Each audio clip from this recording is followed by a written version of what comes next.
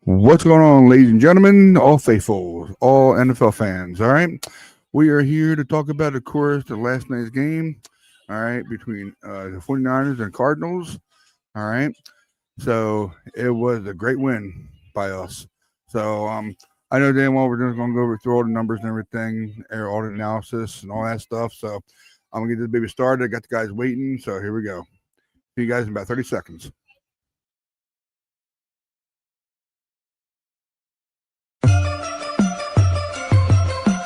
Ready, go, ready, go, ready, go, ready, go. Ready, go, ready, go, ready, go, ready, go. Yeah, you know what it is. Home of the West Coast offense. Frisco to Stockton, Modesto to Fresno, we get it poppin'. Reppin' my team, when you see me, you know everything. Ready, go, ready, go, ready, go. Go.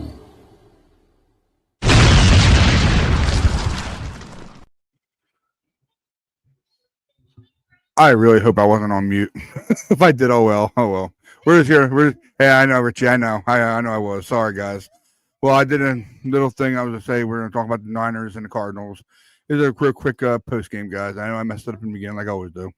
So it's all good though. We're here to talk about it, so we're going to get it going. All right, get it done and over with. All right, guys, come on in here. I know I'm tired. Come on, Richie. Come on here, Time Bomb. Yeah, go for it. Do your thing. How we doing, faithful? Sorry about being on mute like that. Sorry, guys. That's so stupid now. What else you know? It's Tommy. What's up, brother? What's happening? Another day, man. Another day.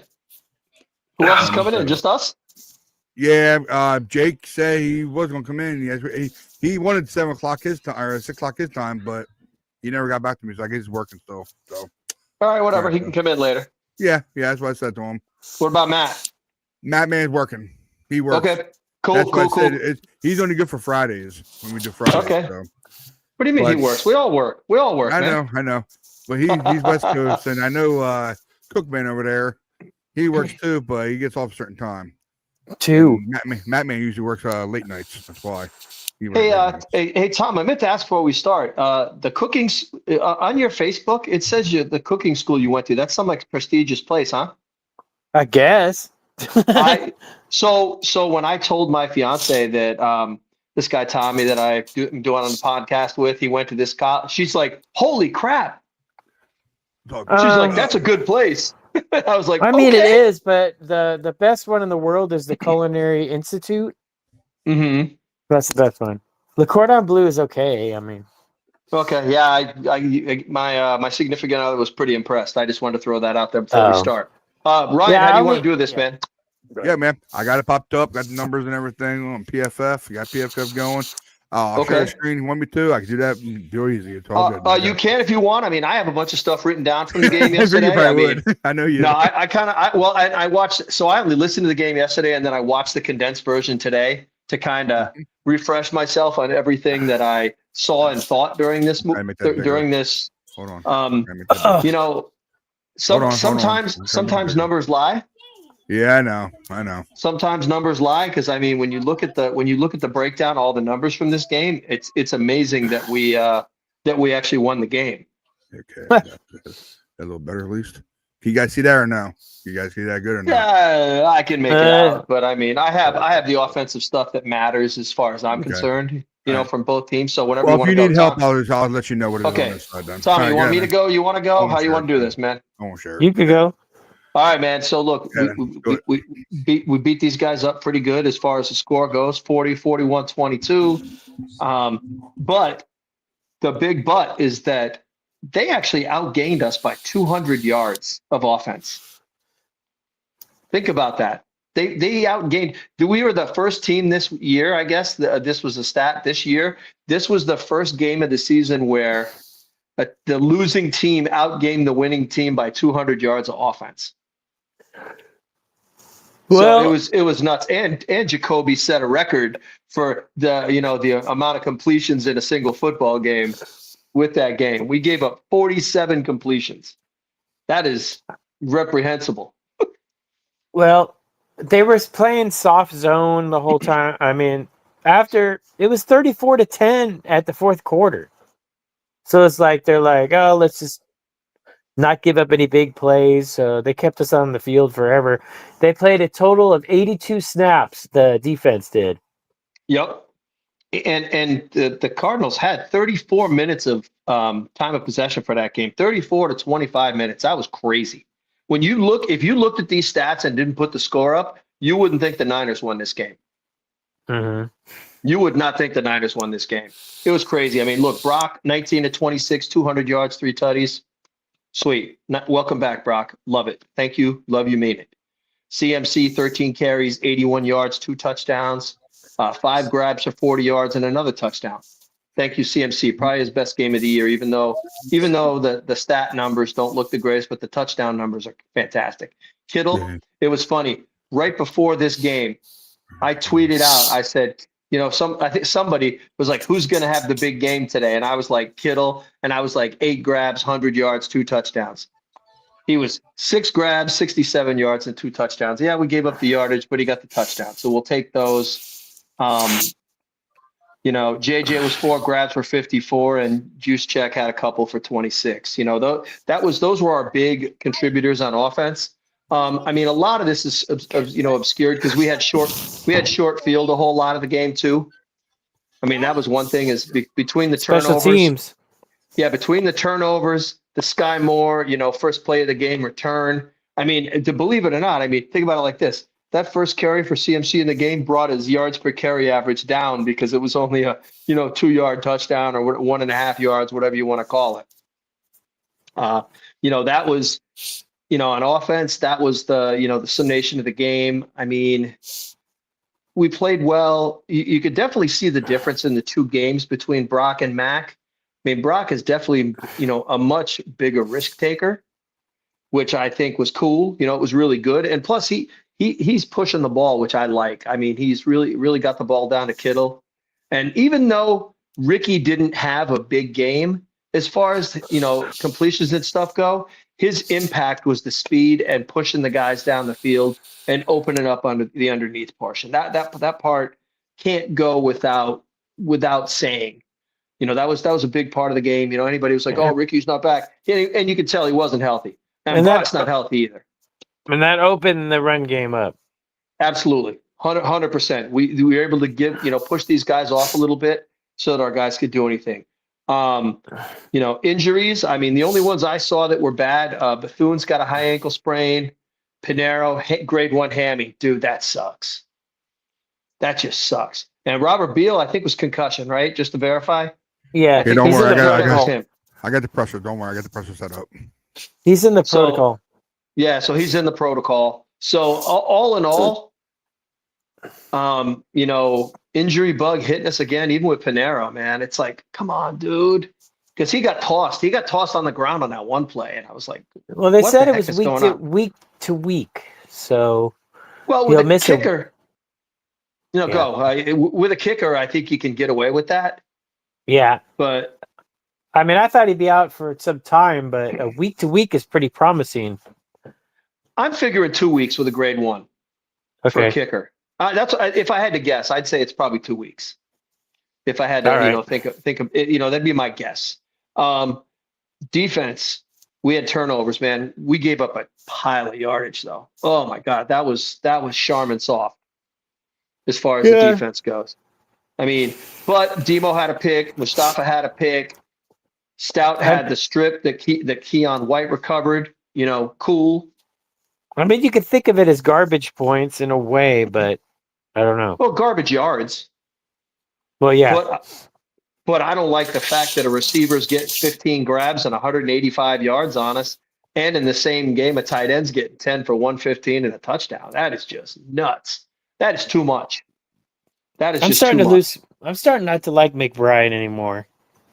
He's kind of an asshole. Excuse my language. You know what? He's a punk, and I think all those guys have to have that edge. I think every NFL player has got to kind of have that edge to be good. So I'm going to throw it on there. Even your boy Dortch there, 6 grabs for 66 and a touchdown. Man, I mean, Dortch owns us every time we play him, and he's it's like we just don't have answers for him, and I don't get it. You know, it was, big part of the game also were the penalties. I mean, we only had one penalty for 15 yards. They had 17 penalties. That's what we have to do, but we never play a clean game 2 in a row. So I'm just like worried about Monday. But Monday we usually come to play on prime time. So George Kittle is Mr. Prime Time. So you're so right. Not worried about that. But they had 17 for 130 yards, dude. That is nuts. That is just nuts. That 17 they had what? 17 penalties for 130 yards. Oh yeah, I think that's the most I think that's the most they've had at home in franchise history, if I'm not mistaken. That was just nuts. They don't I have was any shocked. undisciplined. No, big time. Big time. I mean, it was, I forget who said it that I saw online. They were like, these guys are trying to lose Gannon as the coach because they're not playing for him. And the second part, he's actually a good coach. That's the part that's terrible. I think he's the best coach they've had in a while. He's probably the best coach they've had since Arians. Mm-hmm. And they are just not playing. I mean, and Jacoby Brissett, man, I'm sorry. The dude had it. He's like thick Jameis Winston. Mm-hmm. Throws lots of touchdowns, throws lots of picks, but he hadn't thrown a lot of picks. Time. So he was 8 touchdowns, 1 pick so far this year. And, in the time that he's played. And I mean, like I said, our guys were pretty opportunistic as far as that goes. So now we're -5 in the turnover margin. Yeah, I think. Okay. Yeah, it's probably that. If it was -8, so now. So there we go. 3. So we should be around there. If you could get that to 0, that would be good. Yeah, if we could do that over the next 3 or 4 games, then we got a chance. Because, I mean, I think, I don't know if you saw Kittle's press conference after the last game, not this one. He was basically saying, hey, our offense has got to go out there and score some points. And that's how we're going to win going forth. And, I mean, the what do you want to call it? Hit the nail on the head. The forecast was true. That's it was kind of crazy. I mean, when you look at, because look at the yards. I mean, 47, 57 for 452 and 2 touchdowns for Brissett. I mean, that is just crazy, dude. That is crazy. I can't even. I'm struggling looking at those numbers because it's like, how do we win the game? But this was the weird thing about this game, Tom. And I don't know if you agree with me or even Ryan on this. Is even at 35-16, I didn't feel comfortable. I didn't feel like, oh my God, this is a blowout. We're going to win this game. I just kept going. When's Brissett going to throw another touchdown? And they're going to be within a touchdown of us. Yeah, I was having flashbacks to the Lions game in 2021. Yeah, I never felt comfortable in this game until like 8 minutes left when it was like 30. I think it was 35-16. And I think we scored again after that. That's when we went to 41. I was like, because as soon as it was like at 8 minutes, I was like, pull Brock, pull Kittle, and pull CMC now. And they stayed in the game. I'm like, Kyle, what are you doing, dude? The game's in hand. The game's in hand. Get these guys out of the game. I think, Get CMC out of there. I'm sorry, dude.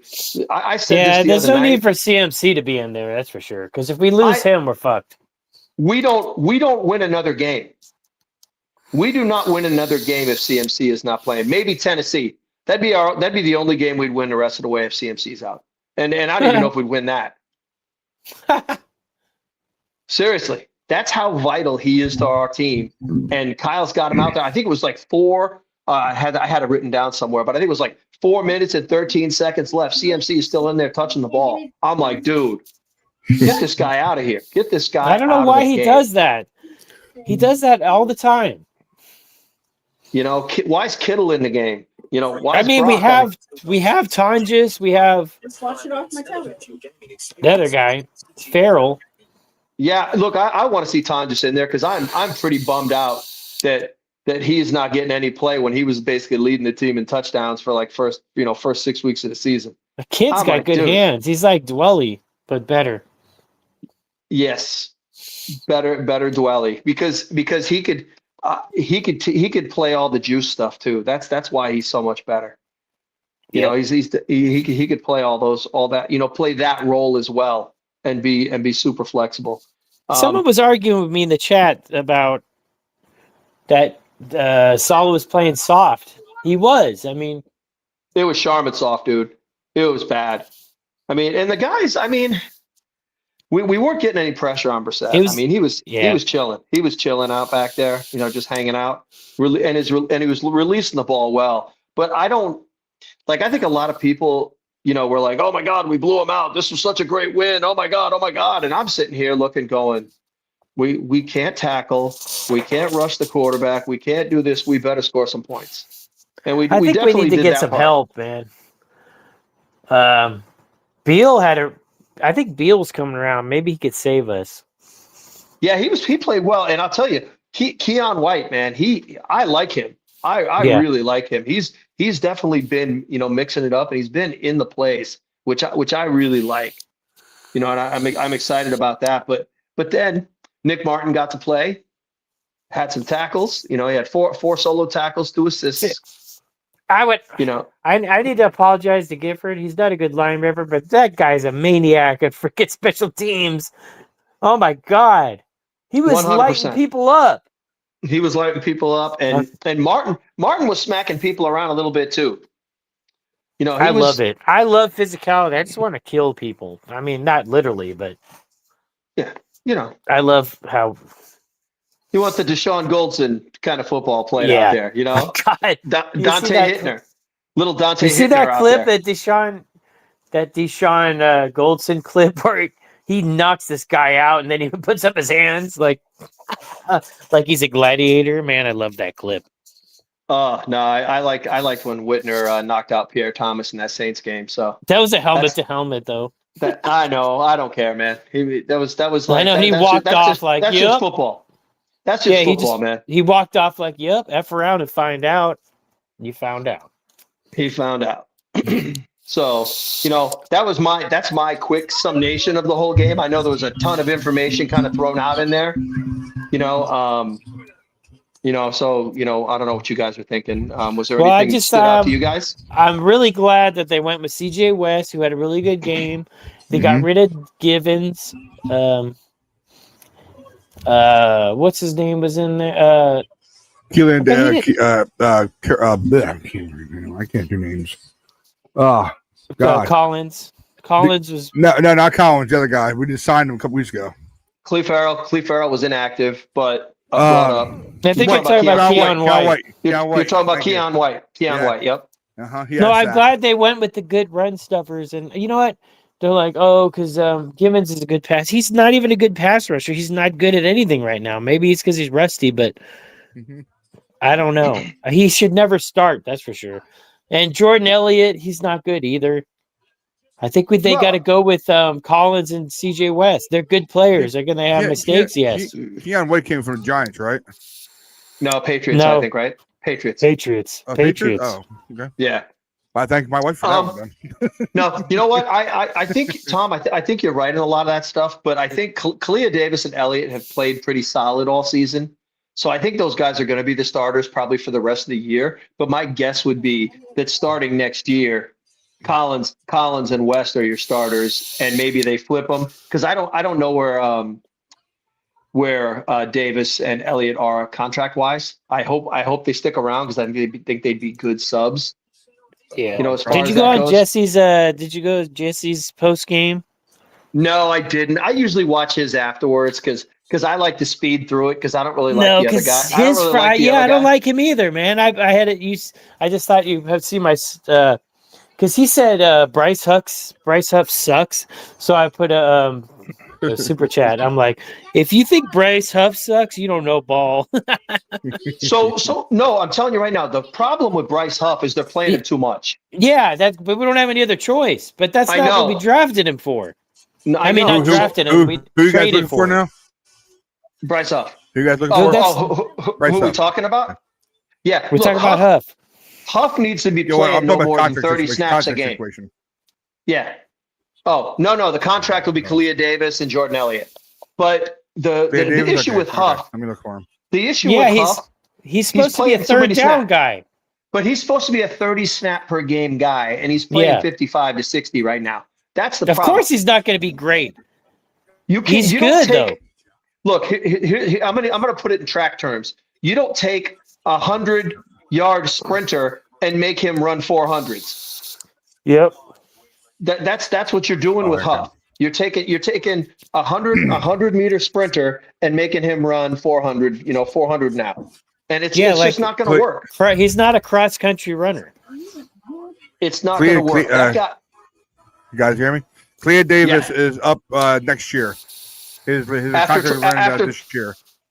25. Okay, so 25. Yep. So chances are he won't be back. He's due next year. He is. So chances are he won't be back. And what's the other guy you're talking about? Jordan Elliott. Unless he signs for a low contract, he won't stay around. Unless he likes it here.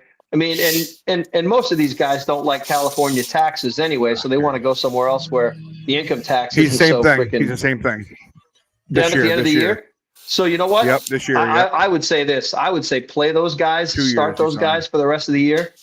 Start those guys for the rest of the year. Work Collins and West in as needed.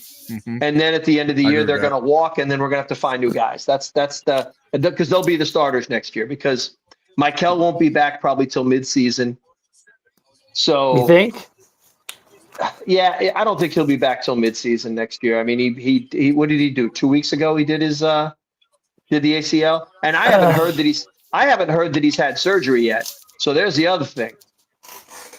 I haven't heard that he's had surgery. Usually, you hear when the guy's had surgery. So if he hasn't had his surgery yet, that means he had extra swelling, and they couldn't get the swelling to go down. So there might be something else they got to worry about in it. Because I know it was just the ACL, and I think there was some meniscus damage with him.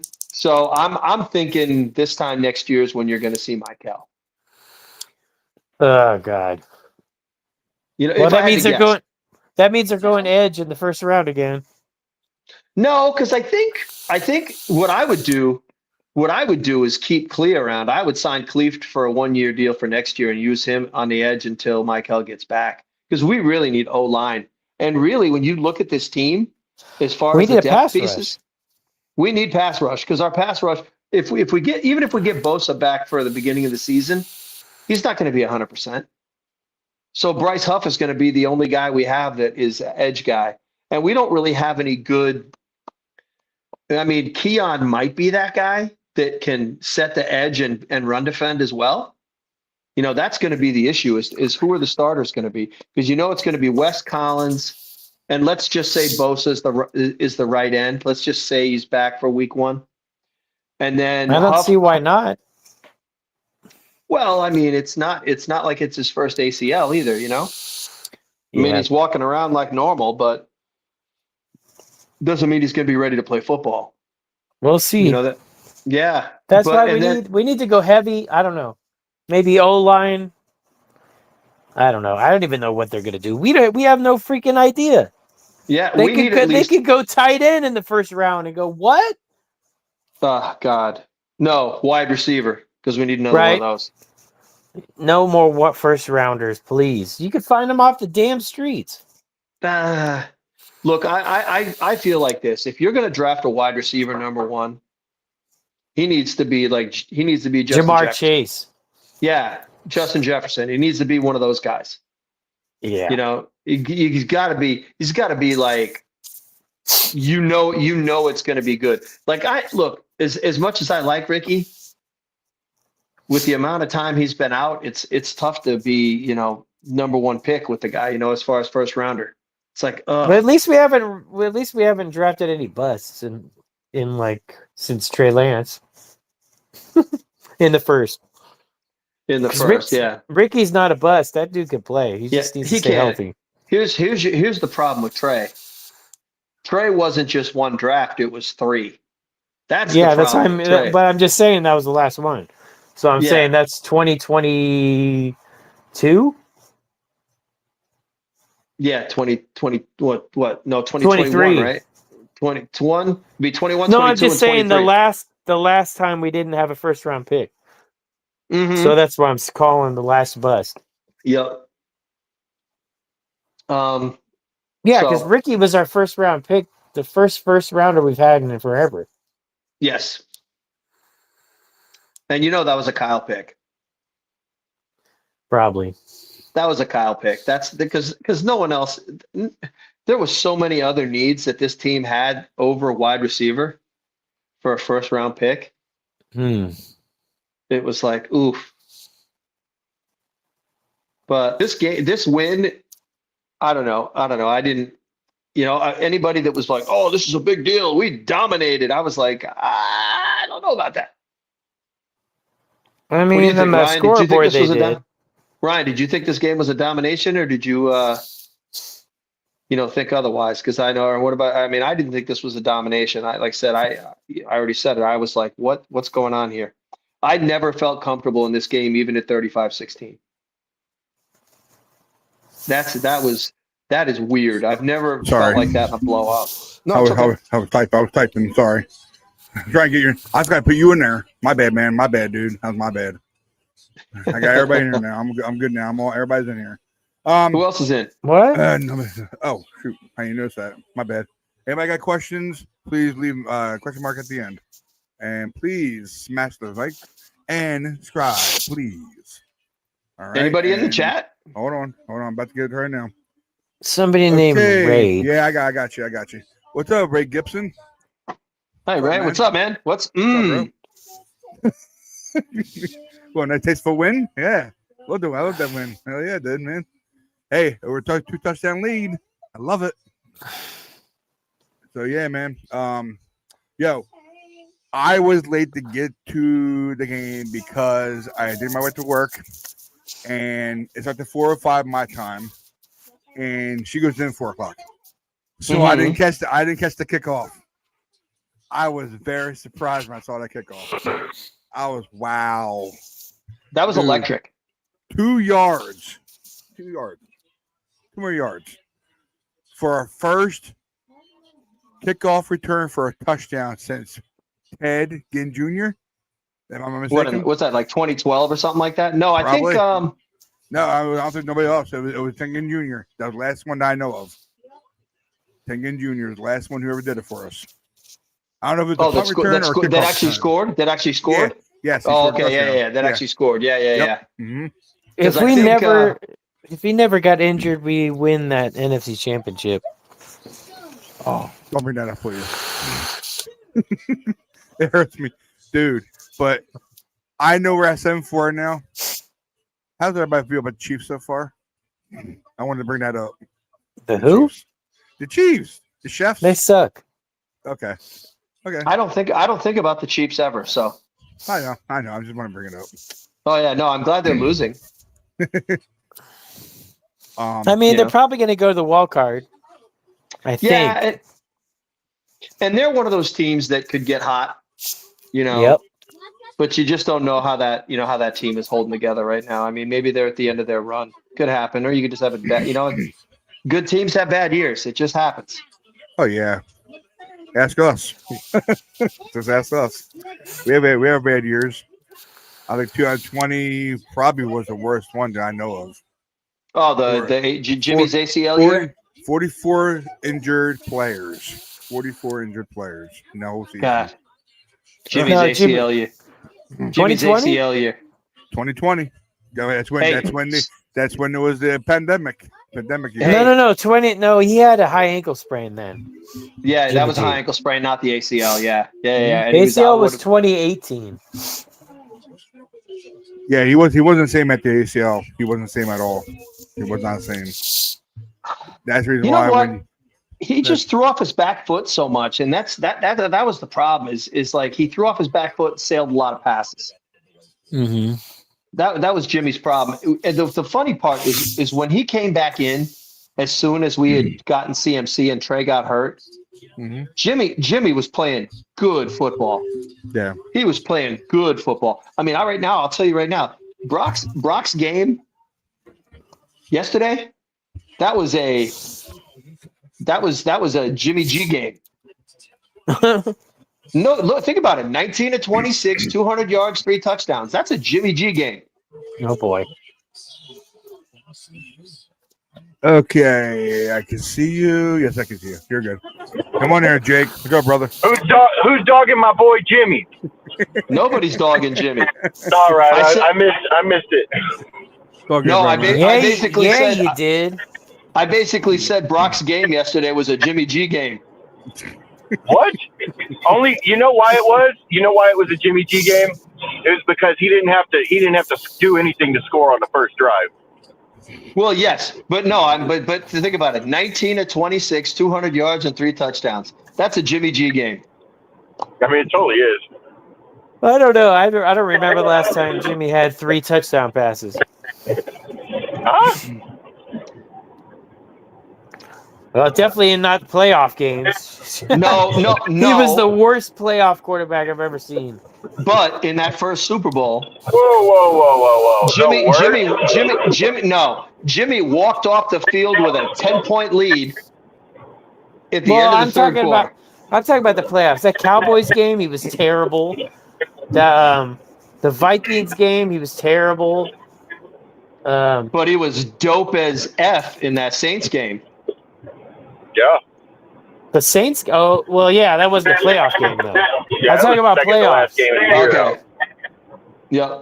Well, yeah, but they weren't. I think they weren't in the playoffs if they didn't win that game.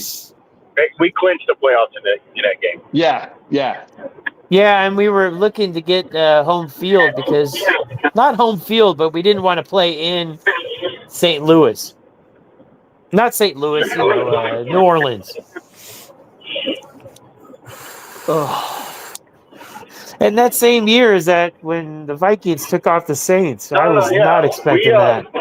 We ruined Jimmy G's last chance. Or not Jimmy, I'm sorry, Drew Brees' last chance in the playoffs. Oh yeah. That was a great game too. I should look that up on YouTube and watch that game again. Not as good as the Alex Smith Saints game. No, they made the playoffs that year. Look, that Ace Mitty game, that Saints game, that was probably Alex Smith's because that was the Vernon Post game. Yeah, I don't understand why we're glazing that defense. They gave up like 40-something points. What the hell was that? What, in the Saints game? Yeah. No, I mean that game. No. You're talking about the Jimmy Saints game.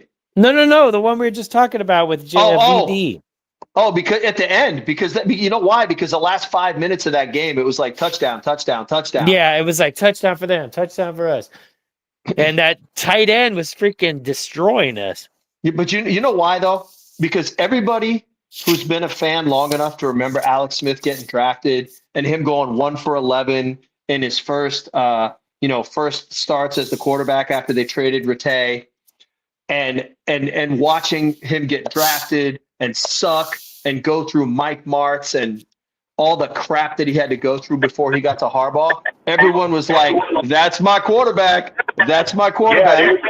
And you know what? That was the moment right there that he actually figured the damn game out, honestly. Yeah.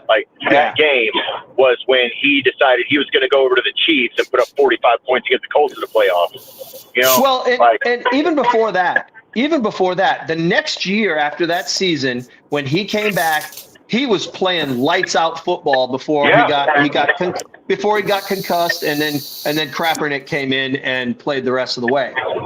I don't want to hate on Kaepernick's play for that year, but the truth of the matter is I mean, Alex Smith probably would have won that game. I think we win that Super Bowl. 100%. Yeah. We win that Super Bowl with Alex Smith. The clock would have been better managed. We would have shown up at the beginning of the game. It wouldn't have been gas defense by the end and having to play catch up. And we would have had a quarterback that could actually deliver anything but a fastball. I'm just going to throw that out there. Yeah, he had a laser and no touch. That is true. Kaepernick couldn't do anything but laser it in. And he could run. Look, he was a phenomenal athlete. I won't take any of that kind of stuff away from him. But we didn't need the phenomenal athlete. We needed the game manager for that Super Bowl, and we didn't have it. 100%. And back then, honestly, Harbaugh dude, wasn't good in big games. You can't win a Super Bowl without being a game manager, dude. You can't. I don't know a single. You tell me a team that's won a Super Bowl that can't manage the clock and beat down a defense long term. Yep. Look, I can't tell you one. I'm a big Ace Smitty fan, so I'm pretty hard to watch. You know, Yeah. like I said, I remember I've watched more Alex Smith football than probably anybody here. And yeah, maybe if you watched him in college. No, I didn't. But I had the NFL. I had NFL Sunday ticket for like 19 years. Yeah, so I watched them all. You got me on that because I'm gonna tell you right now, dude. I lived in Dallas when they drafted him, but I also did go to my very first game at the Stick with him at quarterback. You know, like dude, I watched all the games, dude. I was like, why are we on the cusp of being a good team, but we suck? It's because of the coaching. We had best defense in the league, no offense, because we couldn't keep an offensive coordinator for more than 1 year.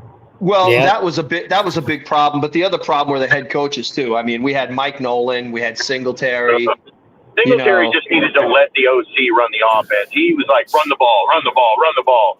Yeah, that's like Frank Gore was one of the best running backs of all time, in my opinion. But, you know, like at least 49er running backs of all time at the very least. But he built his career on the shoulders of a guy that was check down Charlie on offensive coordinator. Yep. It was brutal. Damn. Look. Remember we went like it was like 14 games without a touchdown. Was it 14 games without a touchdown to a receiver? Jesus. Oh, yeah. Well, yeah, but because it was the check down part, but it was just ground and pound. It was and ground and Davis pound. And Delaney Walker, you know. You know what sucks is I think if Delaney Walker would have stayed with the 49ers, he would have been better than Vernon. Maybe. Oh man, Vernon's my guy, man. I love Vernon Davis, but Delaney Walker was a better pure receiver than Vernon. Vernon was a way better blocker. Dude, I felt like Vernon Davis could go out on a route and beat anybody though. He was a mismatch, just like. But he jumped up in the air for every single pass, and he caught every pass. He caught every pass with his 85 and sucked it in. Yeah. He did not have great hands, but oh my God! I loved him. I loved him because he was tough as nails. Between D-Love and Vernon, if you put them together, they're Kittle. Yeah, that's how good Kittle is. Yeah, Kittle's the best. He's the second best tight end to ever play the game, in my opinion. I'll throw it out there. He's the second best tight end. If anyone says Brett Jones is better, come on, he wouldn't even admit that. Dude, come on, man. Let's get real. I watched Brett Jones play. Brett Jones was dope, but guess what he was good at? Receiving. He was not. You know what? Basically, Brett Jones was Kelsey. Yeah. You know what I mean? He was a big guy, but he was not a blocker. He was not a blocker at all. And he couldn't. Look, I don't think there's another tight end in 49er history that can hang with Kittle as far as blocking and receiving both. Well, because his dad was George Kittle is the best man. tight end I've ever seen play the game. Period. I'm sorry. Next to Gronk. Sorry. Gronk's number one. Gronk's different. Gronk's number one, dude. Sorry, yeah, man. I got to go with one. Gronk. Gronk is like a freaking tackle out there. Gronk is Kittle that weighs 20 pounds more. Yeah. And he's just as fast and can block just as good and receive better. It's tough. It's tough because I love George Kittle, but Gronk was better. He just was. Yeah. I mean, Kittle could be better. I think if Kittle was on that same team with Tom Brady during the same time, they would never lose a single game. Sorry. Damn. You're a little biased, but I like it. I'm sorry. No, I don't care what y'all say about, like, I'm not taking anything away from Gronk, but as a total player, Gronk is not better than George Kittle. Sorry, bro. He is. He's a foot taller than everybody, and nobody can tackle him. That's all he is. And he's got good hands. He had great hands. Was the best blocker on his team, and he was the tight end. He's like having another tackle. George, no, I'm not taking anything away from George. I'm not taking anything because George is one of my favorite players that ever played for the 49ers. George is he's not a tackle. He's like a guard. Yeah, he's a guard. And freaking, Gronk is a tackle, man. He's like another fucking tackle. Yup. He's huge. I mean, look, he's slimmed down a lot since he stopped playing, but when he was playing, he was huge. Yeah, being huge. I mean, I'm not saying he wasn't big. But he was big. He was 20 pounds heavier than Kittle and could run just as fast and had just as good of hands and could block as good. I all the above. Agree to disagree. He was a body catcher to me. Well, here, I'll look for some pictures and I'll send them to you. Kittle did it. Throw me his tiptoe down the sideline, one-handed grabs like Kittle's got. Let me see those. Give me a compilation. Remember that one-handed grab he had in 2020? That was awesome. Look, I'm not. There's nothing against Kittle. He's great. He's the best 49er tight end to ever play. Yep. When we suck, he's the best over any of them in my book. The only thing he doesn't have going for him is playing for a team that can actually win a damn championship. That's it. You can't carry the whole team. You know what I mean? If we didn't have to play the damn Chiefs, maybe we would have won. Yeah, if we had a coach who knew how to call plays in the fourth quarter of a game when he's up by 10, we'd probably have 2 Super Bowls. Yeah, I was gonna say, we had a chance to play the Bengals and we missed out on that one too. Yeah, because Tart wanted to play for the Rams. Well, And Jimmy G had 2 injuries in that game. The Our NFC defense Championship. did not know how to stop shit in the fourth quarter in the playoffs. That's why. They wanted to hug people and get DPIs and give up free points and blow 10-point leads, give up the game-winning catch. Dude, I'm sorry. I mean, the last Super Bowl is a pass for me because we lost Greenlaw in the middle of that game, and we were a complete defense with him, and we were nothing without him. Yeah. Even the next year, our defense sucked after when he couldn't play. Right when Greenlaw went down, I'm like, that's game. Yeah. So when Greenlaw went down, I was like, Kyle, don't F this up. And what did Kyle do? Yeah. Go out and pass, 3 and out. Get the defense back out there. Yeah. What did he do in the next series? Pass, 3 and out. Here, get the defense out there again. And then we had just finally wore them down and needed to keep running the damn ball. Christian McCaffrey didn't get involved again until late in the fourth quarter. Yeah. And then they basically just trucked our defense. They trucked our defense because Kyle couldn't do his part on offense. I'm sorry, man. Oh, they ran Travis Kelce up the middle over to where Greenlaw normally is, man. Every other play was 15 yards on fourth down they needed, and nobody trying to bring down Patrick Mahomes like he wasn't about to run that thing. Like nobody tried to stop him on numerous, and not to mention the refs getting him extra plays, man. Like how you gonna get 2 third downs? Stop this. That's one time, Bob. That's one. That's a rough. Like I said, it's rough for me, man. It's rough for me. I struggle. I struggle with that because everybody likes to talk about the refs in that game and talk about this and that and the other. And I'm like, our coach blew it. Our friggin' coach blew it.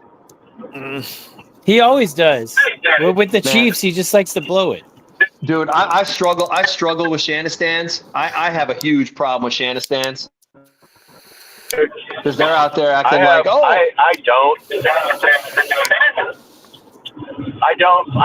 Look, I don't praise everything he does. I know he ruined that first Super Bowl for us. The second one, we had the lead in overtime, man. I'm sorry. We had the lead in overtime. Defense couldn't stop them. You know, we lost. And our coach didn't know the rules. Yeah. Yeah. And our dumbass coach didn't know the overtime rules. I disagree. There's no reason. You don't want the ball first. Both teams got to have it. Yeah, because you could have get 7. No, you need to get 7. You still need 7. Mm-hmm. You need 7 anyway. It's and you know what? You want the ball when it's sudden death. So if we'd actually gone out there and scored a touchdown first, and then You know Patrick Mahomes is going to score a touchdown. We could have gotten a field goal range and won that game. But no, if we had scored first, or if we'd have got the ball second and tied the game, Mahomes would have gotten into field goal range first. Like it would. There's no reason we should have took that ball second. There's no. You do not give the Chiefs the ball, and all they need is a field goal. I'm sorry. I don't care what you guys want to say all that shit about. He didn't know. No, dude, we did not need to take the ball second. There's no reason. Yeah, that would have been stupid. I could dig that. I could dig that. That's the way it is. You do not give the ball back to Patrick Mahomes in sudden death first. Because we had to score. We had to score a touchdown in that game. Just in that overtime, we had to. We had to, and they were going to go for two, and we would have had to stop them. And that's the way it would have gone down. Does anybody see fire come out of Jake's head? No, you don't need to, because every time the light hits off his face, it looks like fire. I'm just saying, man. Everybody talks about that. I'm like, that is so wrong. That is so wrong. Like, when you stop and think about it. Mahomes I'm not going to disagree. I think that all those points make sense to me. No, that's cool. It's perspective. I can definitely appreciate other perspectives on it. There's just been lots of things with Kyle over the years that stuff when he showed up drunk to the press conference for the thing. It was like, yeah, the big to do thing. What was that? 2023. Yeah. Or not. Yeah. When he shows up drunk, it was like, dude.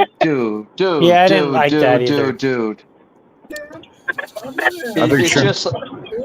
I think showing up drunk in a presser is almost as bad as falling asleep on a podcast. I think it is. Where's Matt? I'm not naming names. Hey, Richie just did it. I'm not naming names though.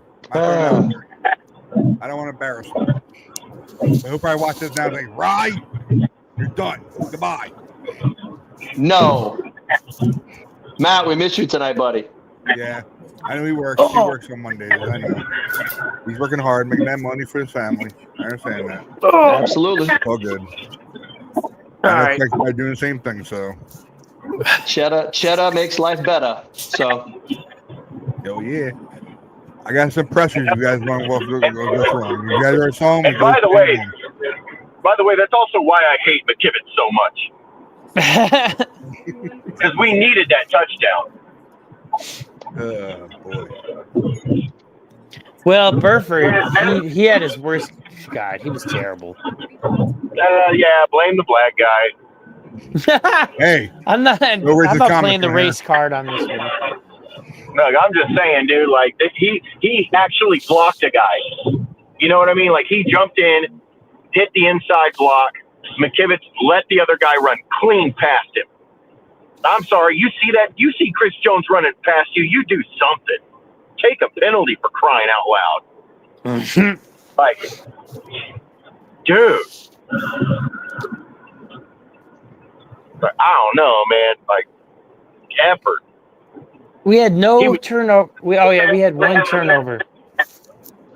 But you know what? Special teams. If we didn't have that special teams, we had two turnovers, didn't we? One on special teams, and then Christian McCaffrey fumbling in the end zone. So it was even for the second game in a row, or was it Green Bay and then he did it? Was it Green Bay when he fumbled it, flipping over that guy? I don't remember that. I don't remember that either. He tried to. He was turning his legs, flipped over, and they stripped the ball out. And we got way behind, and we ended up catching up and winning the game. And then he did the same thing in the Super Bowl. He did it twice in the playoffs. What game was that anyway? What game was that? It was either Green Bay the or division. It was. But I don't remember that at all. Me neither. Right. They literally stripped the ball out. Right. I don't remember. I know. I know it happened. I don't remember it. It was infuriating. I was wearing my damn McCaffrey jersey at the time. You jinxed it. I took that sucker off. Yeah, I know. I took that sucker right off. I don't I'm like, wear my jersey during games. Ain't know why. I don't jinx our team when I'm wearing my jersey. I'm gonna put those fumbles in my next NNS video, man. So I'm rocking the '90s not Cardinal red 49er stuff here. This is with the late '90s. I think this is the late '90s red.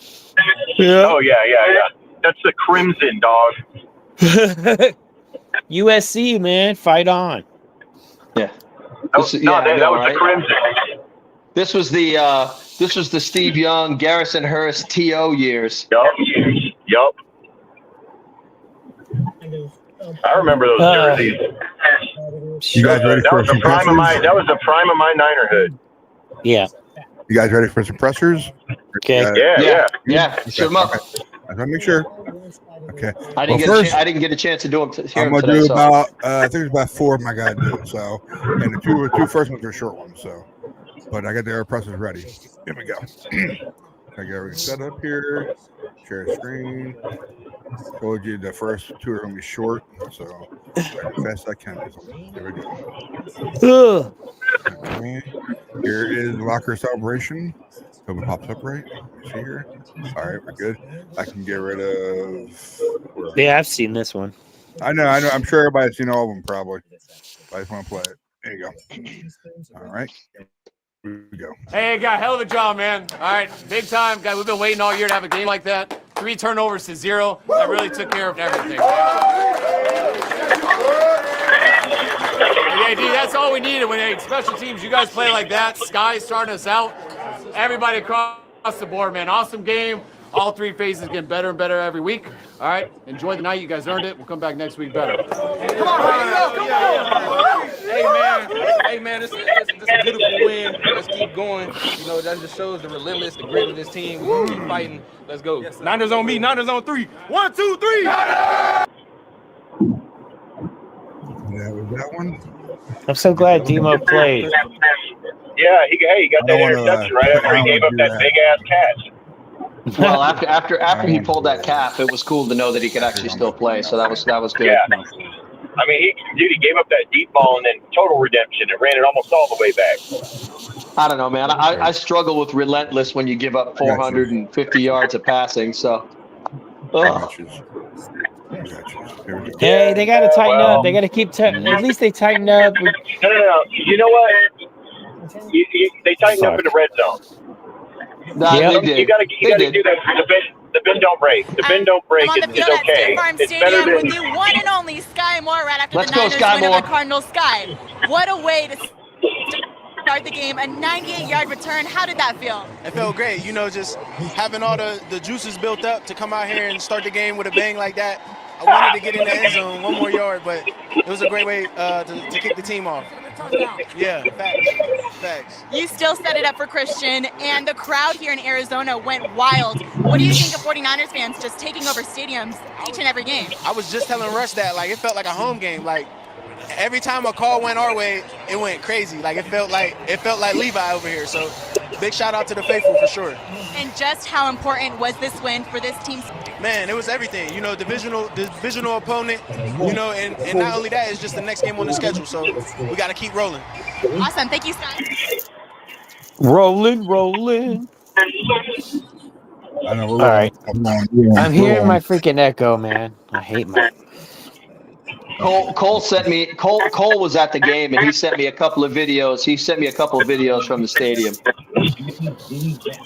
It was pretty cool. All right. He was having a good time. Here we go. You guys still good? Here we go. You guys still good? We're good. Here we go. Sorry. All right. Do that real quick. Boom. Boy, am I quicker doing this. Yeah, I'm quicker, more better when I got better stream to use. There you go. Much better. Cool. Here we go. All right, guys. Injuries from the game. Stout had a stinger. He returned. Tatum Bethune had an ankle, did not return. Robert Beal left with a concussion. Eddie Pinheiro had a hamstring, didn't return. Curtis Robinson evaluated for concussion, cleared and returned. Gifford, same thing, cleared and returned. Go ahead. No, I mean, we think he pulled it, but not sure. We'll have to check tomorrow. I'm not sure. he wasn't able to come back, so you always worry about that. So we'll have to check tomorrow, see if it's high ankle. Can't hear the damn questions. I thought he did a good job. Made some good plays in there. Ran the offense real well. Real good first game back.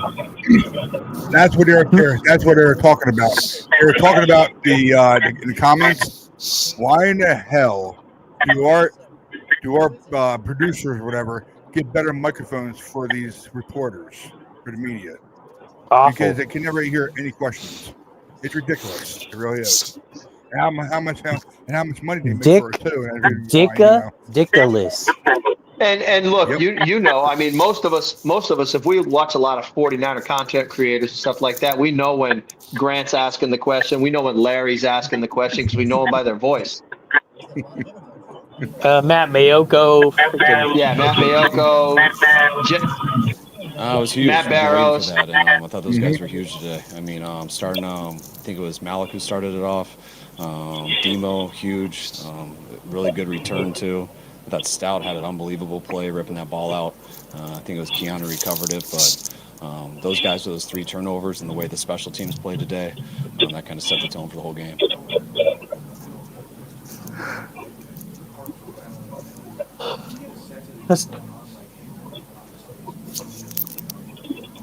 We should talk about Doo-Doo Darnold for a minute. No, because that's how we are anyways. Just because they're getting more doesn't really change what we're doing. I know they did something to Renardo that pissed him off, which they missed, but they always get the second guy. So we were pissed about that, but Renardo came back and had a good game after that. There you go. Yeah, that was huge. I mean, that's the way you want to start out when you lose a coin toss. Have a huge return like that. He's been close for, we feel like, every week now. It's been getting closer and closer, and it's good to see him get one. How much have you lost in a coin toss?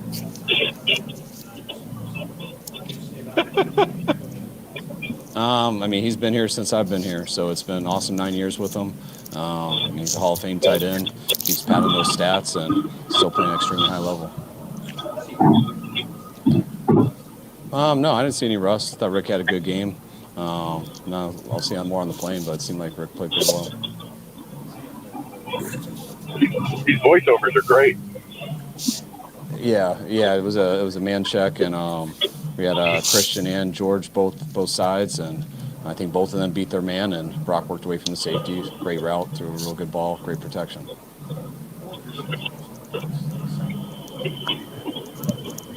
I think it made him feel more normal again. I mean, it's always tough for football players when you're out and you can't play, especially watching the guys just do it week in and week out. So I could feel he was more comfortable throughout the week, just getting back into full routine of practice, more comfortable in the meetings when you know you're playing, and I thought he carried it over today. So it's a good first week.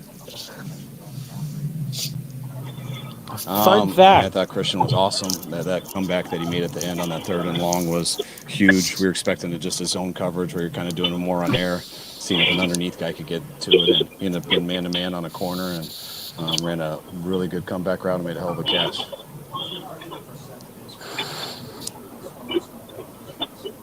I didn't know that, but it felt like that at times. I got a lot of respect for Jacoby.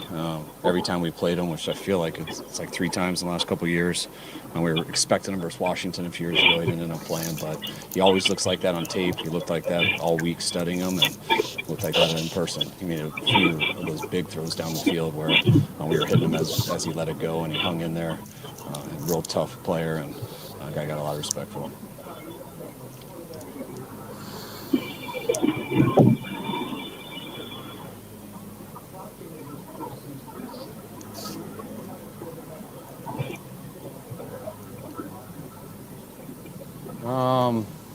I mean, not comparing him to, I don't want to compare him to everybody else, but I mean, Brock's done it.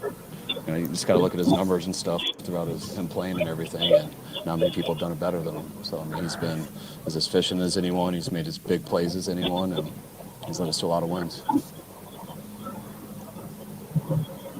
That's it.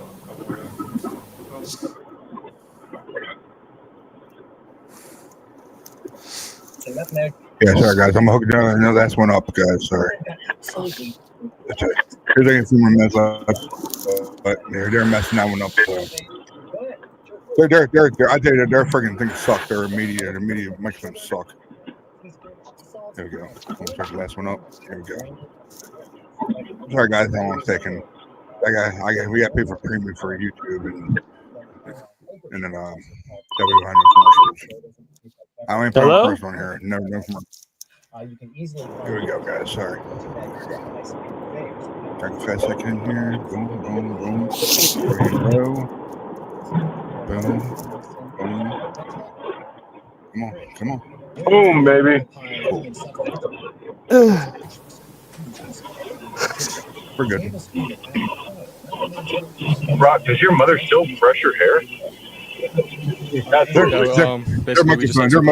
microphones suck. For me, with the look that we had, is no questions at all. We wanted that play on in that look, and so got back to gun and thought George did a great job of winning his matchup and gave him a chance. And so he went under it, got it, and it was perfectly executed just with the O-line, George's route. So it felt really good from the jump.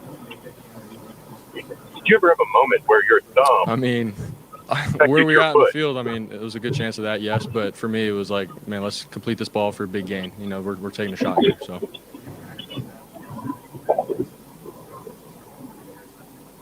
I mean, that route specifically has been from over the years, so we're sort of used to that. But that play in general was a new play. So. Hey, time bomb. You know what you can do, right? Yeah, it's huge. I mean, I think this whole season, the way Scott hits it, like we were all just waiting for him to have a big one. And so, you know, nothing was different with this one. He obviously hit it, and then when he got caught in the one, we were like, dang it, like we wanted it for him. But that set the tone for the whole game, really. You know, going out, scoring right away with 15 seconds on the clock, and then our next drive scoring. So, shout out to Scott, man. That's huge. Tea leaves, spilled the tea.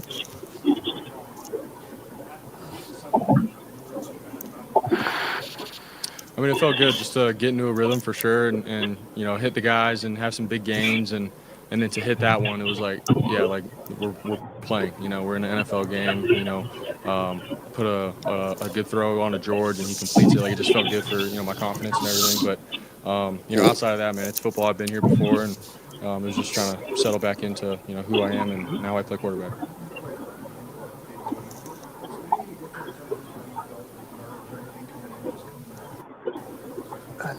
Yeah, I mean, I would just say a lot of excitement. You know, I'm always excited every Sunday, but, you know, to come back, I missed 6 weeks, and then my comeback game is here in Arizona where I grew up, so I just thought it was pretty special. But outside of that, all that mattered was, you know, playing together as a team, getting a team dub, and I'm just so excited that, you know, we all were able to play together.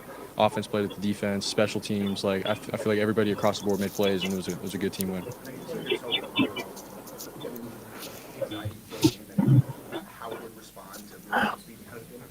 I was pretty good going into the game. Like, I knew, I mean, this is the reason why I told Kyle, like, it's time, it's ready, because I feel great, you know, at practice, running around all the things.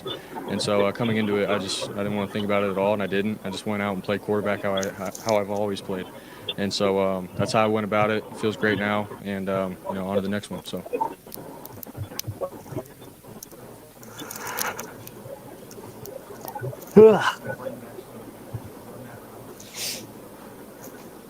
I don't know any other running backs that can do that, to be honest. Split them out like that and run a 20-yard comeback like a receiver and come down with it. Like, we have one of a kind. So you guys good, right? You guys still good? Yeah. I got to get going. All right, man. All right, time bomb. No. You good, man. You're good. Well, I'll see you guys Friday then. All right, man. See you Friday, bro. Tommy, good to see you, man. Yeah, good seeing you all. Take care. See you in the chat. See you in the chat. Who's in the chat right now, Ryan? Is that three comments I see in the chat? Obviously, it's my first time missing that much time. That in is a just season. the same guy from before and Ray for me, it was new. Okay. How do I handle it? You know, I'm the starter. And if you guys are bored, put in just all let this me know. work I'll from stop it. OTAs to camp, and then we go into Seattle, big win, and then wanted to see the just dealing with this toe thing for all these I know you weeks. guys And so probably it told was already, frustrating. I had to learn how to deal with it and mentally, like, just take it one day at a time, 1 week at a time, and trust that there's a process to this, and the trainers, the strength staff, everybody, they do this. This is their profession. So trusting in them, our plan that we put together, and all to when I do come back, mentally, I'm ready to roll. You know, I'm going to drop back with confidence, rip it with confidence, play quarterback, go through my reads. So it was getting to that point, and so that was all new for me. But overall, it felt good, and I loved our plan, and I feel great now. So it's, I'm glad we won, and now it's on to the next.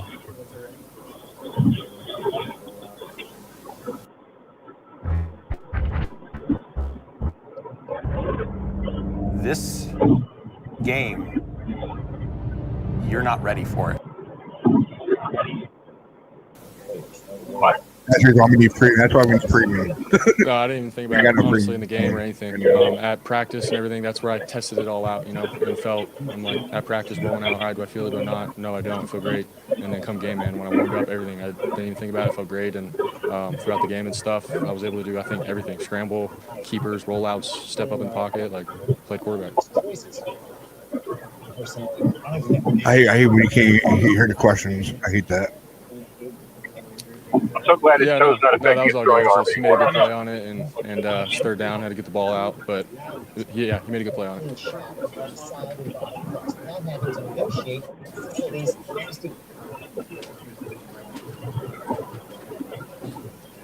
Definitely. I mean, I'm excited, just with the momentum that we have going and guys ready to go in on this challenge of finishing out the season strong. But it's one game at a time. It's one practice at a time. But I think more than anything, like, we all believe in each other, man.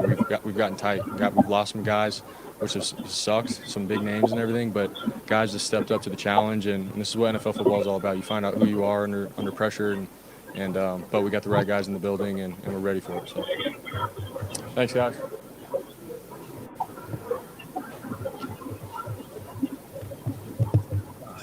CMC 23. It's awesome. And keep them rolling.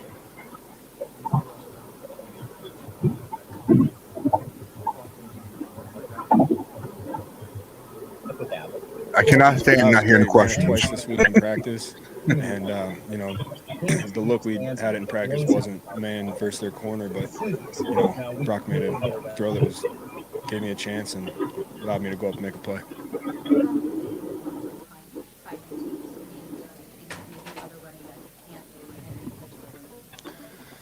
I love football. I feel blessed every time I'm able to go out there. Love the game so much, and I try to be a complete back. It's something that my whole life I've tried to focus on and being able to do everything. And I just love playing with my buddies and going out there and competing and trying to do whatever it takes to get a win. Say it again. What's the status of the team's running game right now? You guys really getting on track? Yeah, I think so. I think we're getting better. And that's what it's all about, getting better every week.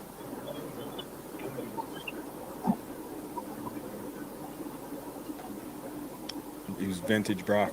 Yeah, he was vintage Brock. Yeah, I mean, and that's a huge compliment. He was poised, made some great plays, made some huge third down throws, kept us in the game, was smart the whole game.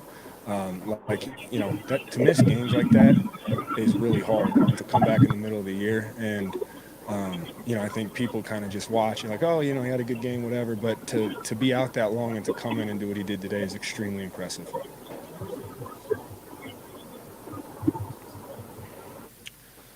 Throwing the ball on time, not making.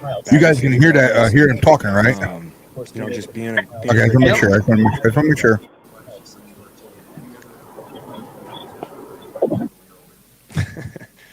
When I'm older.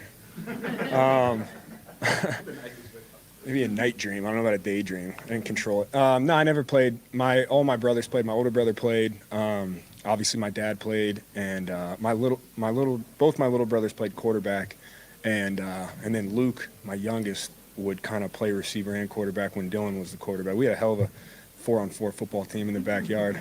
But it was always something that I worked on, my whole life. I always played running back. I never played receiver, but I was fortunate enough to be on teams, even in Little League, where they would throw the ball to me, and so it was kind of always a natural thing, and I enjoy doing it. It's another way to get the ball in the hands. It's a nice stick. Howdy.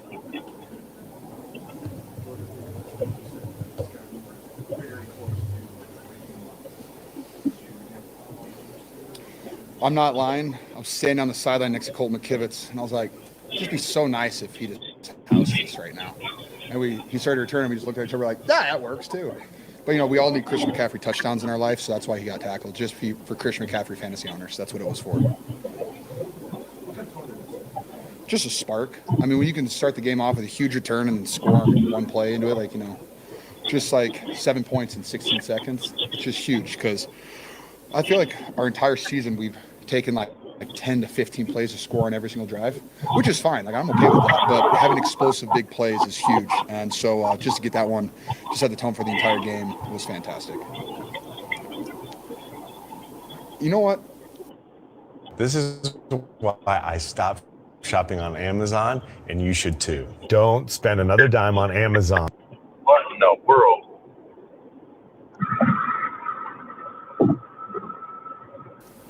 I think sorry guys. That's why we got to get in the huddle is just so elite, and how he talks to the players. My wife's calling me. Yep, it's my wife. I'm so sorry. Don't tell her I ignored her call. I'm in trouble. But he just he plays the game with this joy that's so infectious, and it's just so much fun to play football with him. And especially 5 plays into the game, he hits me 30 yards down the field on a perfect pass. He was definitely feeling it. I think he's got the confidence. He's got his swagger. More people were celebrating with Brock after his touchdown pass with me. I was a little jealous. But he was feeling it today. I will say the one pass to Christian on third down was he clicked too many Madden buttons on his controller and just said screw it. And what a play by Christian. Goodness. Oh, Jimmy G's presence in the huddle was pretty damn good. He just has a very, very good voice for the huddle. It's some guys just have a piercing voice that when they speak, the entire everybody's attention just no matter what is going on, and he does that. So Brock is very good at that. You get 3 questions. That's impressive. Okay. Yeah, really good at football. A 20-yard comeback on third down? No. I could be wrong, but I don't think so. I don't think there's any running backs that are doing that. I don't know how many guys can do that. He's just so unique in what he can do for our offense, and the fact that he was able to run that and kind of be open too, because people are just oh, it's a running back, he's not going to do anything, and all of a sudden he's making a jumping, awesome, acrobatic catch. And then also while he's running the ball, did you guys see the one run he had downhill? It couldn't have been for very many yards, but his spin, he spun out of it and then drug a guy for a couple yards. He's definitely feeling himself, and if Christian McCaffrey's feeling himself, that's great news for the 49ers offense. Such a corporate kid, but that spin got a first down. Anytime one of your, I feel like Demo's probably one of our best players on defense, especially at this point. And when your best player gets a turnover, the juice that it gives the whole team, because that's what you expect them to do, and for him to go out and do that was huge. The fact that Malik got an interception, fantastic, and then Upton's strip at the end was just fantastic. And because I was telling him the whole game, I'm look, he gave up a big play early in the game. I was like, dude, flush it. There's so many plays. There's so many opportunities to make today. And you have an opportunity to go out there and make a hell of a play. So just flush it and move on to the next one. And then his time came and he made a hell of a rip. So it's awesome for our young divas to be making that. No idea how many guys got hurt today. That was a little nerve-wracking. But, we'll figure it out. But I'll also say 2 things. One, shout out Kyle Juszczyk. That was his 200th game. I don't know if you guys knew that. That's pretty incredible stuff. So shout out to him for just having an awesome long career. He's only 29 though. That's what he keeps telling me. And 2, I can't get over Alfred Morris and his effort on every single play. It's one of the things that stands out to me the most. Alfred Morris, that was my old running back. Thank you. Great guy, Alfred Morris. So loved him. But Alfred Collins, just his effort on every single play is just you see it because I'm used to watching Bosa and Fred. That's who I usually watch. But now I'm just watching the D-line and I just kind of pick and choose. But Alfred has just stood out to me, and just his constant effort of just no matter where the ball is, he's just chasing down. And I really appreciate that from a young player. And he batted down a pass. You owe me $100. Yup. Yeah. Well, the nice thing is we haven't had a bye yet, which is crazy to me, and I could talk about that for an hour, but I'm not going to. I'm not going to go on a roll there. But we have a Monday night game, so we have an extra day to just kind of get our bodies right, figure out, what we have to do. And then short weekend to Cleveland. But we're positioned, right where we want to be. Our offense is basically healthy where we want everybody to be at, and if we can just keep rolling, keep making plays, Kyle keeps scheming it up for us. The crazy thing too is Ricky had 1 catch today. I mean, that was more catch than I had in my first game back. So he's gonna pop off here in a sec, because I wish you guys could watch practice the whole week, because he was just on fire the entire week, and just some of the looks weren't there, but he's gonna have a great game. And then when Ricky's running his routes full speed, and you get Juwan involved, and me and Christian and Juice, I think it's just a very lethal offense.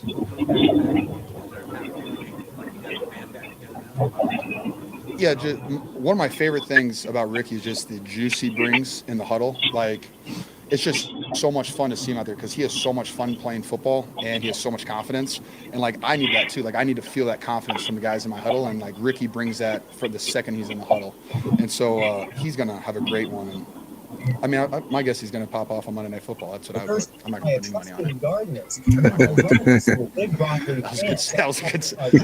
That was almost tough one for me there. Goodness gracious. Ricky's got swag. We good? Water. Attention now. I want to make sure I want to.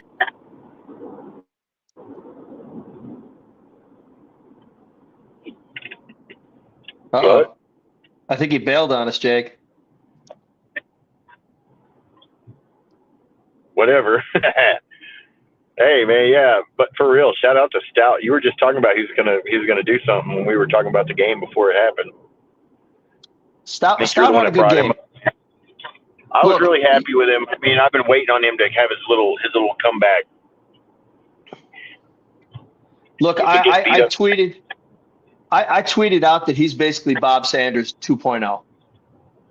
Yeah. He's Bob Sanders 2.0. He's the little engine that could. He's so good. I'm ready for it. I want him on the field when we win that big one. I can't believe I just did that. I knocked myself off by accident. Sorry, guys. Yeah, you want to hang out for a second? Real quick. I want to make an adjustment what I just said. I want to apologize about the wrong information I just gave you guys. Tommy Bomb actually just corrected myself. Okay, the last return for a touchdown was Richie James Jr. in 2018. Yes. I just want to get that out. Thank you, Tommy Bomb. Thank you, man. Thank you, bro. So I'm positive about that. I was wrong. Sorry. So, yeah, guys. Yeah, man. I mean, we had a good game, but that's just me. I mean, great game, actually, I should say. Because, oh, God, 50 touchdowns by 50 touchdowns for George Kittle, 200 game for regular game for of course Juice. So that's great, man. That's great. Love it. So and I think it was the passing touchdown to CMC. Yeah, that was an audible from Brock. Okay. That was an audible from Brock, and I don't know if you saw it when Christian was coming off the field after that. He was tapping his head and looking at Brock, and he's pointing out and tapping his head, going, "That was you. That was you." And when Brock checked into that play, Christian was wide open for that touchdown. So it was pretty cool. That's something that this offense has probably been missing, as well as Mac has been playing. That was something that stood out in the game as far as Brock's return goes. I was just glad he came back and he didn't have a bunch of cobwebs, like he actually was able to play without like the monkey on his back, proverbial. You know what I mean? I think because he practiced for like 3 weeks and it wasn't just, hi, it's Monday and I'm playing Saturday, a Sunday type thing. I think having those 2 to 3 weeks of practice made it better and easier for him to transition into the game. Especially with that big of a timeout. I don't know if it was you or Tommy that kept saying that he looked like he wasn't making any throws in practice. Like he was just lobbing them and it looked terrible. Yeah, so, look, yes, I said, because of this past week, like on Monday or Tuesday, his passes were sailing all over the place. But by Friday, the Friday practice, he looked like Brock.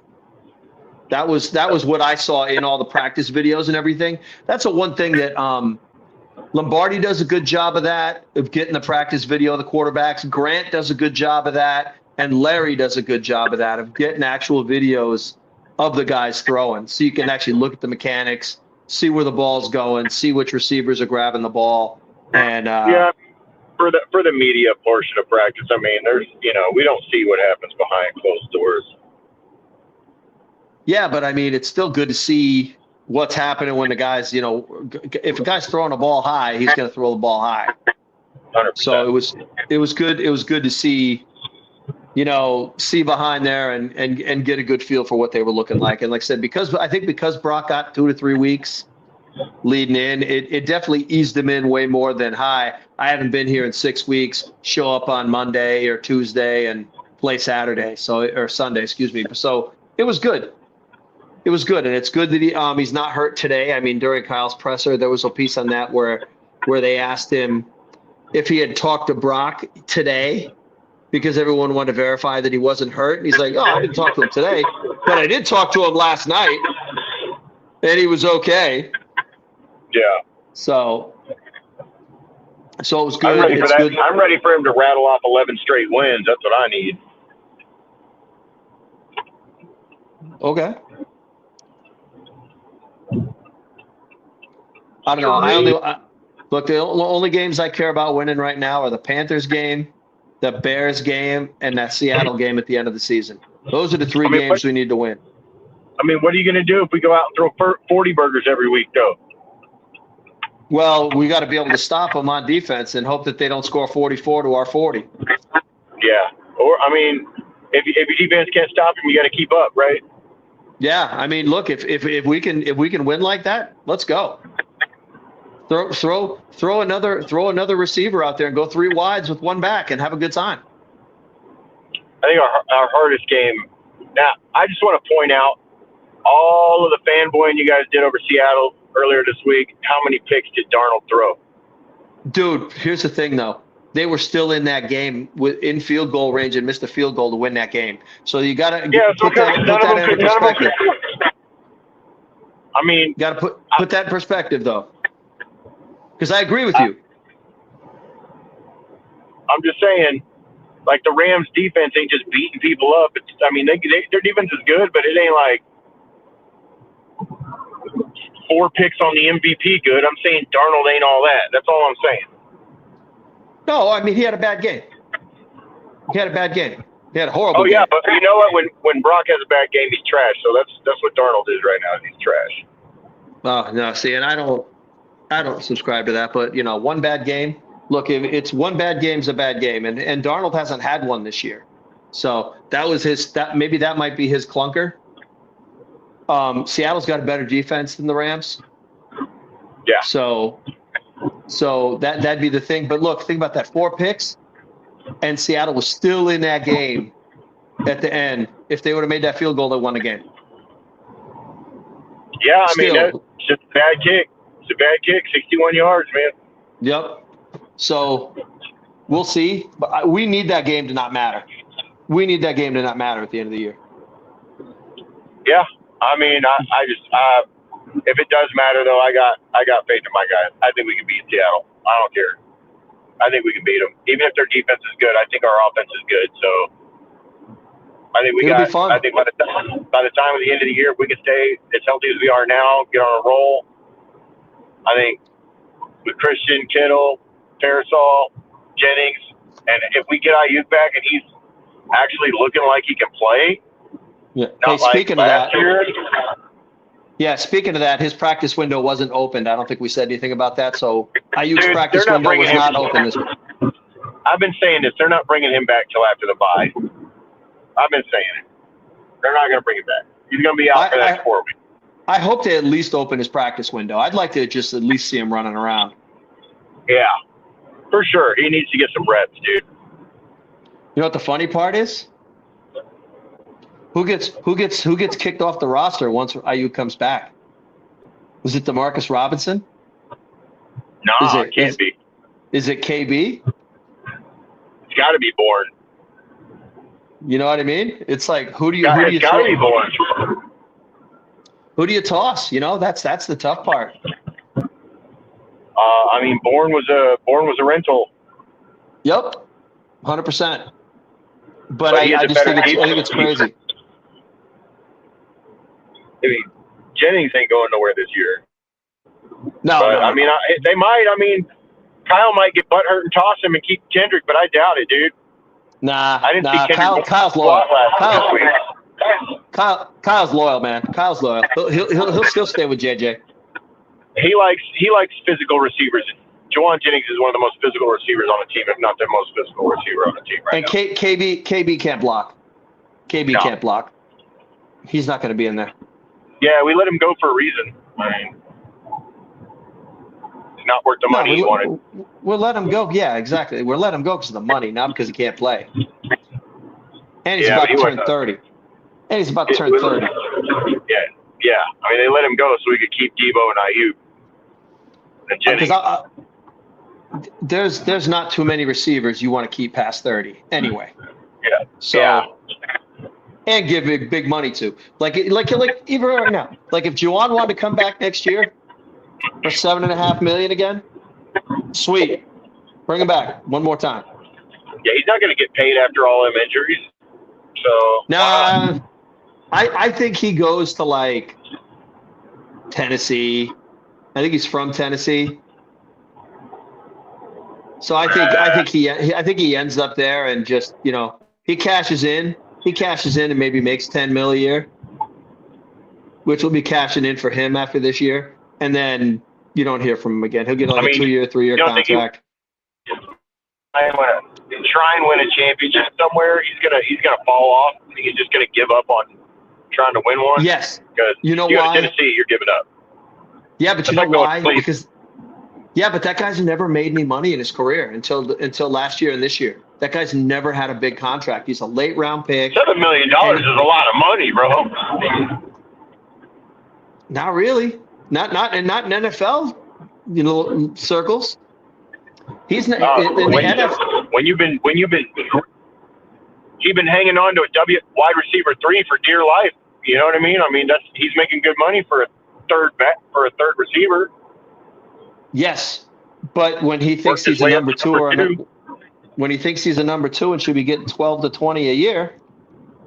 Yeah, I guess that's true.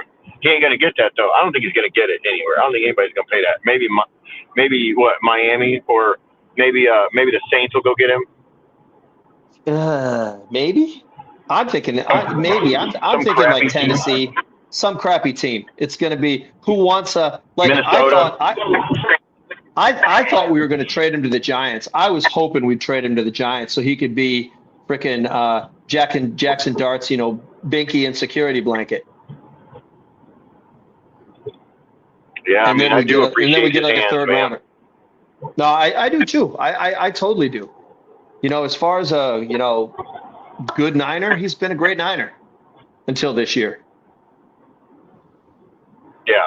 He wanted his contract. I wouldn't go that far. I mean, I think what he did is he finally got a little selfish. He was always kind of unselfish, and I think that's what people always liked about him and made him endearing. And then he just, got all caught up in, I need to get me some money. And I get it. I get it. But at the same time, then he got hurt. Well, I mean, he knew he wasn't worth it. He knew he wasn't worth that money. And then as soon as a bunch of guys got hurt and he felt like he had us by the balls, he flipped the script on us. And I felt like that's bullshit. 100%. He was 100%. He thought he had us. Chasing the betrayal. He thought he had. No, you know what? You look at it this way. If you're a guy that feels like you've been underpaid your whole career and it's the only chance you have to try to make some money, he rolled the dice and crapped out. Yeah. He had a rough night in Vegas. Yeah, he had a really bad negotiation tactic. Like, they probably would have paid more if he hadn't tried to strong arm us, honestly. If he'd have just been like, yo, dude, give me a raise. Which they did, which Instead, sucks is he they got gave some him really all the crappy incentives that he's not going to hit. Yeah. and he's not going to hit any of it. And They didn't give him that right much now. incentive. It was almost $3 million. Yeah, it's because he got injured. Yeah, but I mean, look, dude, his incentives, like, he started negotiating while he was injured, which was like the whole reason he didn't make any money. Honestly, I don't think he was hurt. I don't think he was hurt. I think he's holding out, but didn't want it. But the team didn't want to let anybody know that he was holding out. He's got an ankle. He's nursing an ankle. Kyle, what's going on with JJ? He's on the injury I don't know. report. I don't know. Ask him. That was. Yeah, I guess that was some. I thought that would was just like a to bunch think of that when you posturing. put somebody on the injury report, there's like medical paperwork, of some sort. But I mean, those guys make $15 an hour anyway, so whatever. Yeah, whatever. Yeah, they're water boys. Pretty much. Water boy.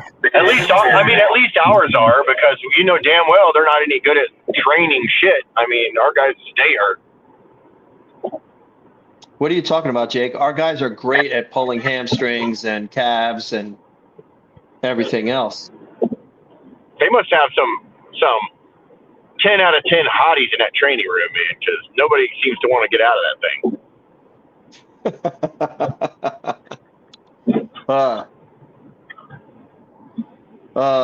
What are you trying to say? You're trying to say Deshaun Watson really likes it there? Maybe a little bit. A little. What's that? What is it? No. Yeah, I mean him, but who's the most recent culprit? Dang it, the guy that. Was that the kicker? Yes. The Baltimore kicker, right? Yeah. Justin Tucker. Yeah, he's a free agent right now. We're looking for a kicker. What's up? Come get the rub and tug at the training staff, man. How old is he? How old is he anyway? I don't know. Kicker, it doesn't matter how old you are, man. Our punter's like 87. Justin Tucker, man. Our punter's like 87 years old. Come on. Let's go get Joe Nedney right now. Let's go get him right now. How much do you think he's worth? Let's give Robbie Gould a call. Robbie a call. Why not? Yeah. Worst he could do is pull a hamstring. No reason why this I don't know how you can pull a hamstring kicking a ball. I don't get that. I mean, I know you got to kick it hard, but still. No, I feel like I don't know what these dudes do, but like stretching isn't it. Yeah, but you know what? It's torque. It's the torque you put on that leg as you're swinging through. Yeah, that's and true. I didn't see if it was the plant leg or the kick or the actual kicker leg. You have one job. Well, that's why if he's day to day, they can just before the game they can just sit there with one of those ultrasound things and just keep running that over his hamstring. It'll loosen it up. I mean, I can't believe a kicker got a grade 1 hamstring pull, but yeah, grade 1 sprain. Yeah, I mean, look, here's my 2 cents on it. If you're a quarterback and you're not taking any big hits, you're not getting beat up the whole night, you're just throwing the ball around, should you be fucking up your arm?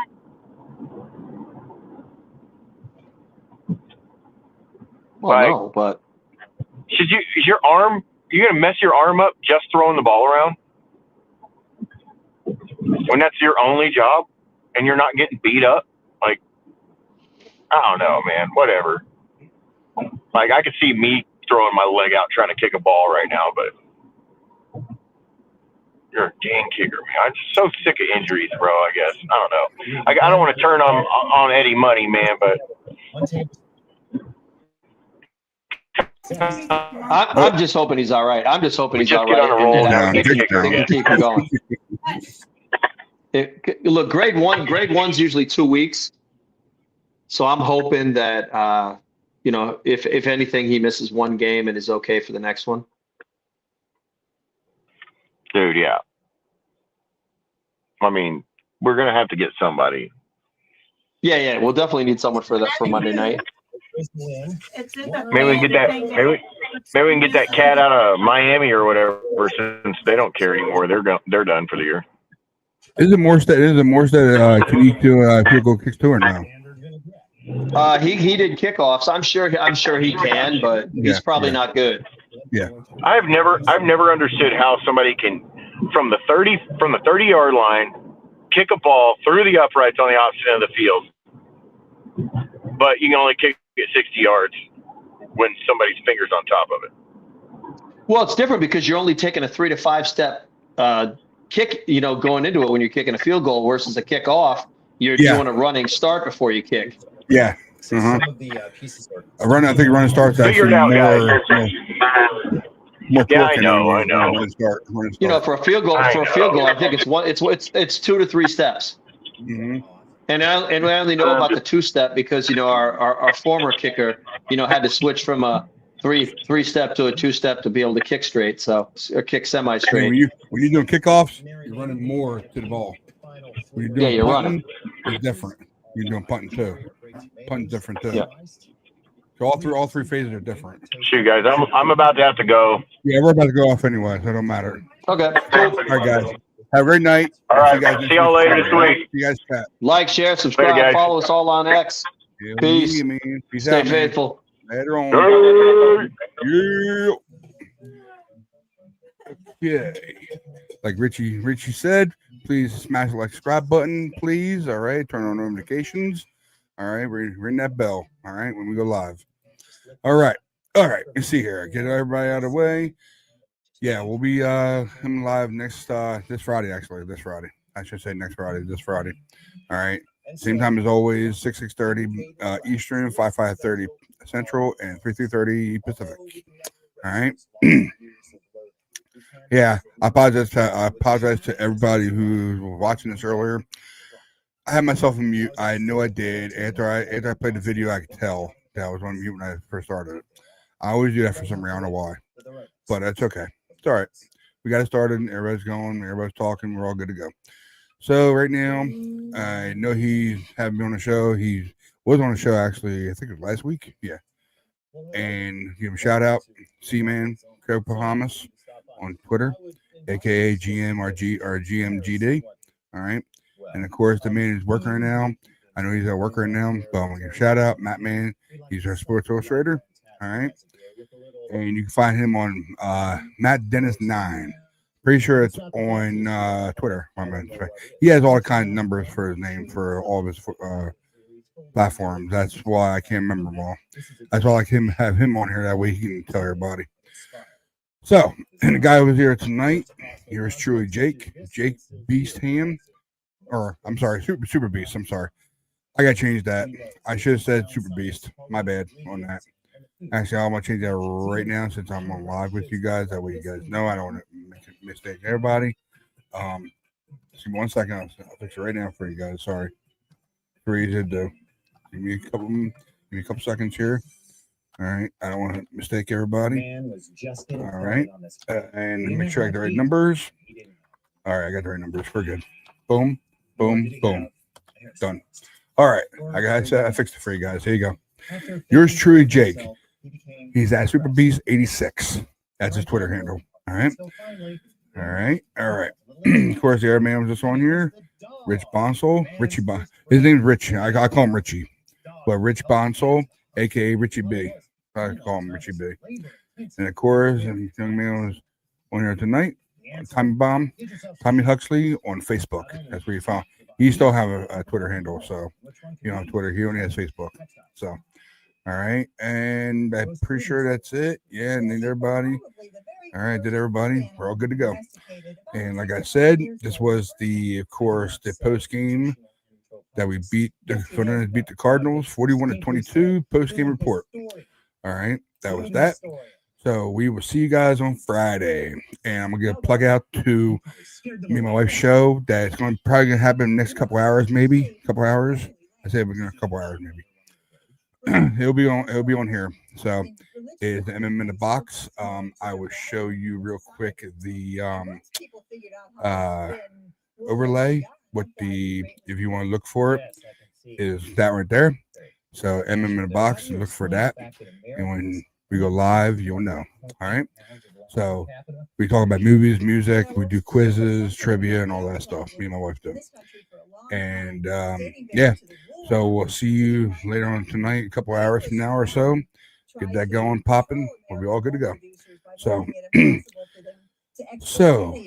yeah, that's it. That's what we got. And we'll see you guys Friday, all right? And I'm sorry, regular 24/7. See you on Friday. past, present, future. That's sponsored by the Red Zone 24/7. And we'll see you in a couple hours for the MM in the Box next episode. All right. We'll see you when we see you. Keep the faith. Never lose hope, guys. Later on. Go Niners. Later.